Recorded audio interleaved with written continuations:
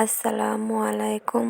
আজকে আমি আপনাদের দেখাবো সাদা ভাত দিয়ে কিভাবে ডিম পোলাও বানাতে হয়। প্রথমে গ্যাসটিকে জ্বালিয়ে নিয়ে কড়াইটিকে গ্যাসের ওপর চাপিয়ে দেবো।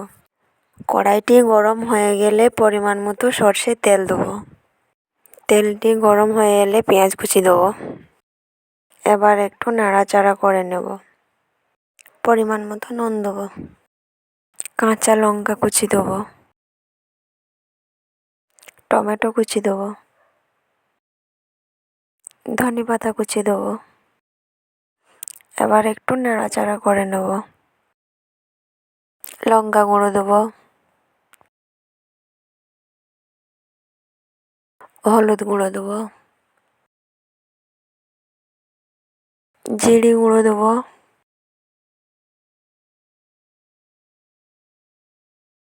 এবার একটু নাড়াচাড়া করে নেব। মশলাটা কষিয়ে নেব।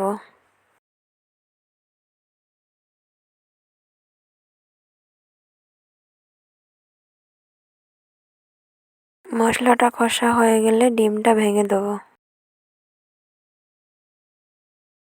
ডিম ভাঙা হয়ে গেলে একটু নাড়াচাড়া করব।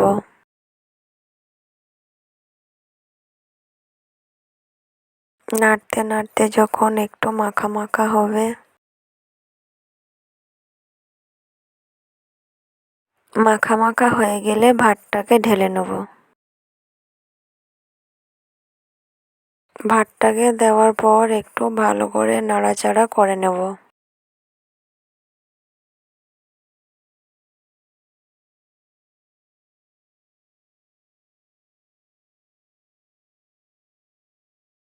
নাড়াচাড়া করার পর ভাতটি ঠিক এরকম হয়ে যাবে। এরপর ভাতটিকে নামিয়ে প্লেটে ঢেলে নেব।